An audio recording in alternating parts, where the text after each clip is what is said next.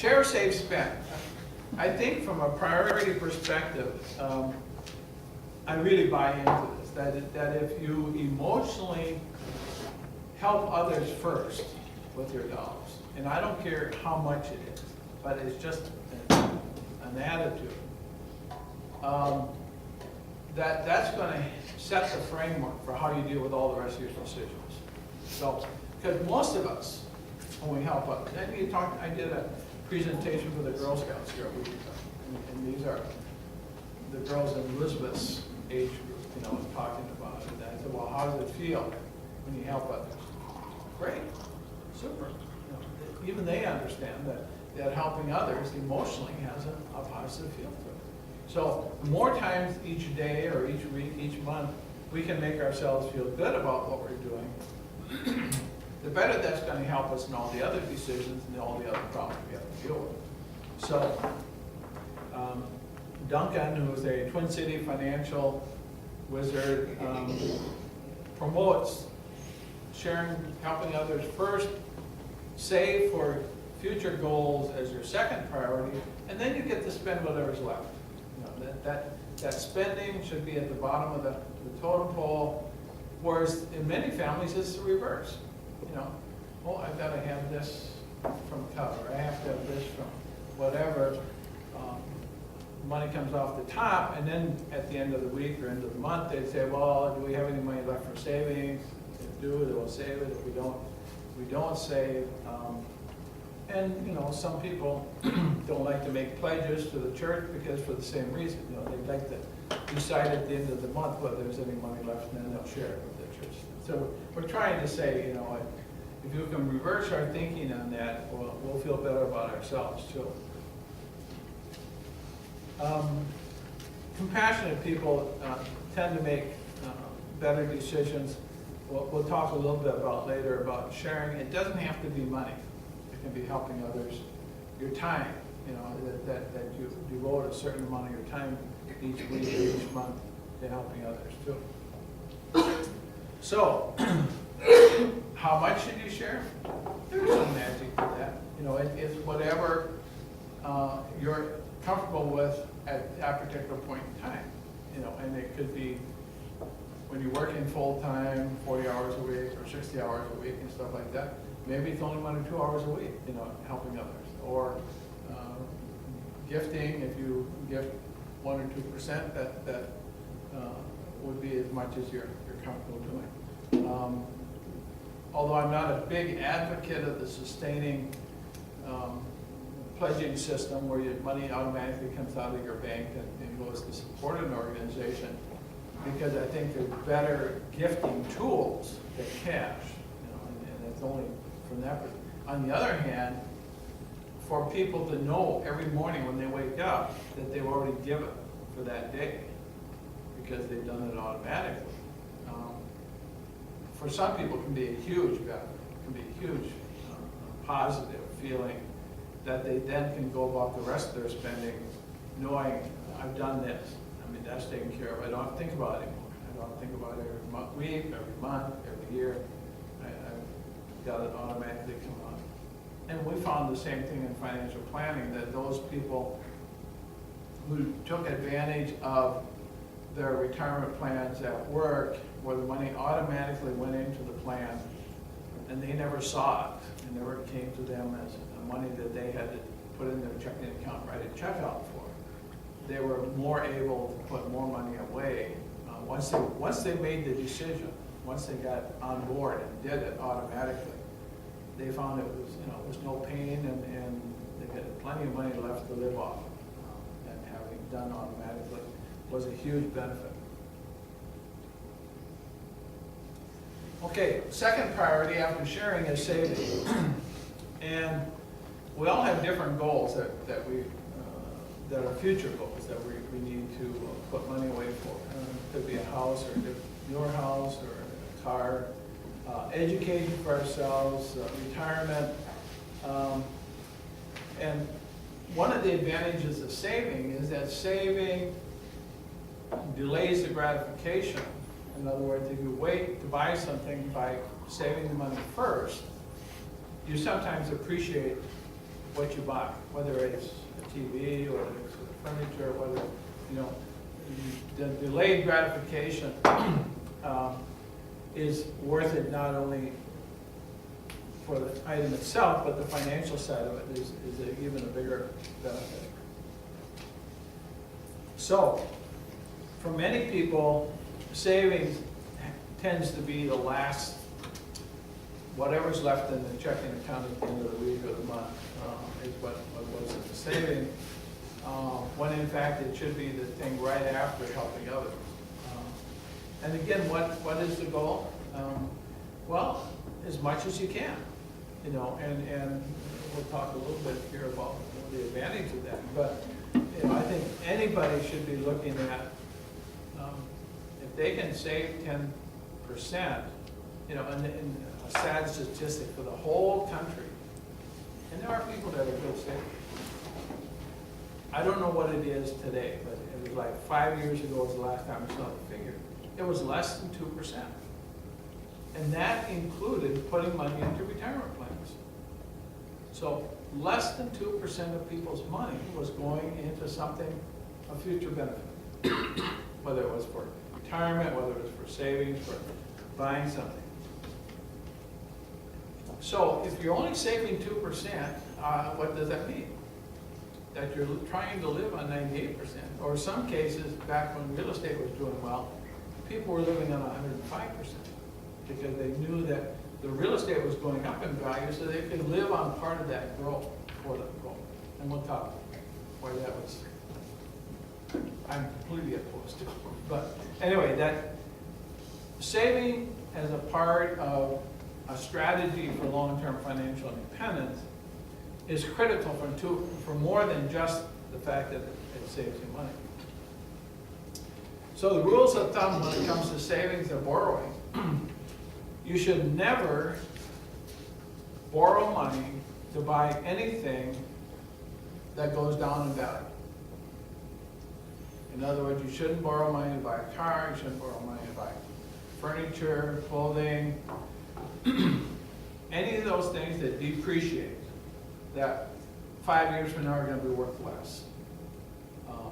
On the other hand, if you borrow money and you can make money, buying a house that increases in value, buying investments, and I'm putting education in there too, because buying and getting an education clearly has some long-term benefits. Now there's some discussion these days about how much education should you buy, or how much should you borrow to finance that education, you know.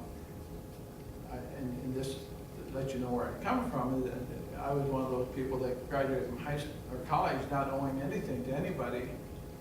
And whenever I needed money, I just got another job, so I was working up to four jobs at a time while going to school. But it was the best time in the world for me. So I could go to school for 3 hours a day. I was playing sports 3 hours a day. I was working 3 hours a day. That was only 9 hours. I still had, 17 hours of sleep, 15 hours, see, my math, study, plenty of time. Of course, I worked for my uncle for a couple of years, and it was 18-hour days. Got up at 5 in the morning, worked till 18 at night, or 11 at night. So this was plush living, Now I realize, and I need to throw this in too, is I'm a Mason. And one of the things we're taught as Masons, to divide our time into 3 parts. One part is for our job. One part is for sleeping and eating. And the rest is to help others. So they talk roughly about a third each, Well, you don't see anything for recreation or all that other stuff that we tend to believe is important. And so there have been times in my life when, I'm sure Barb would say, well, we should go to more movies, or we should, so to me that was a waste of money, or a cost of money, and I never golfed because I couldn't imagine spending 4 hours just chasing a little ball around. I love basketball, play an hour and 15 minutes of that, or football, or bring that into my 40s when I was in law school. We won the basketball championship in my law school when we were there, and we played football and stuff. So activities and for exercise, I can enjoy doing. But just to do, now I went on a fishing trip to Canada this last year. First time I've ever gone on an extended fishing trip. And I gotta tell you, it was hard. I mean, to do nothing but fish for a week. That was, my mind was just going over all the things I should be doing besides, you know? It just, so I'm trying to reprogram a little bit and let a little bit of that in, that I can certainly afford to go fishing once in a while, and I'm retired, so timing shouldn't be an issue to do that, you know. But it's just mentality, you know. I got so used to be on this certain route, so.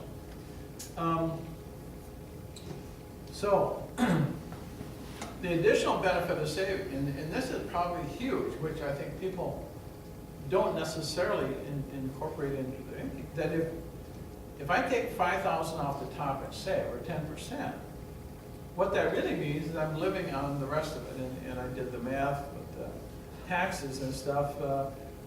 That means a person making $50,000 really is living on $32,819 after taxes and after the $5,000 is saved. And so at retirement, in order to replace that approximately $35,000 of income, this person would need to have about $500,000. If they were doing the $5,000 investing per year, that's not going to be enough to get to the whole thing, but it would be a big start. Now, the person who is living on 100% of their income and actually was expecting to retire at that, spending $37,819, they needed to have at least $75,000 more dollars in their retirement account to make up that additional income needs during their lifetime.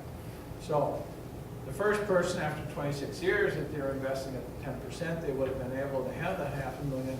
The second person, because they did not save at all, of course, would have nothing. Okay, home equity loans can be one of the biggest traps out there. And again, if you keep reminding yourself that if you borrow money to make money, then how do you use the equity loan? Well, if buying or borrowing money to improve your house, and somebody said, well, you've got a 50-year-old house and a 50-year-old kitchen, if you replace the kitchen, it's going to increase the value twice what you spend. Okay, makes sense. Go ahead and borrow the money and repair or fix up the kitchen. But what some people do, they see home equity loan as free money. So they're going to go buy a car with it. The problem is, most loan officers want you to take that home equity loan for 15 years because they want interest flowing into their company for 15 years. Well, we talked about cars maybe lasting 10. The reality is very few of them are going to last the full 15. And then at that point, you've got to start all over again. So you've spent wasted money on something that is not going to increase the value, except that you've now reduced the equity in your house by having taken a home equity loan on. Now, on the other hand, if you're somebody like myself, who believes that any dollars you spend on taxes is money that's gone down the hole, which you'll never see forever, then reducing your taxes, which has always been one of my motivators, and I'm not like I'm anti-government, but I'm anti-waste of money. Home equity loan interest is tax deductible. So if I borrow money to buy my car, and I spend, I think I've got an example here. Yeah. So we got a 6% home equity loan, and I can I'll pay interest of $1,900 over a 3-year period. And if I'm in the 20-some tax bracket, 25% tax bracket, that's going to save me $475 in taxes. My payment was 608. So in this case, if I had to borrow money to buy the car anyway, my choice was between a home equity loan and borrowing it from the local car loan people. I'm gonna be $475 better off because I've saved myself that much in taxes. So if that's part of the motivation and that is part of the economics, then that's what you should do. But if you're just borrowing it because you want a 15-year loan, because if we change that 6-year or 3-year loan at $608 a month car payment to a 15-year loan, we drop it down to probably less than $200, $100 and some dollars. But you're gonna be paying on it for 15 years, and you've eroded the equity in your home.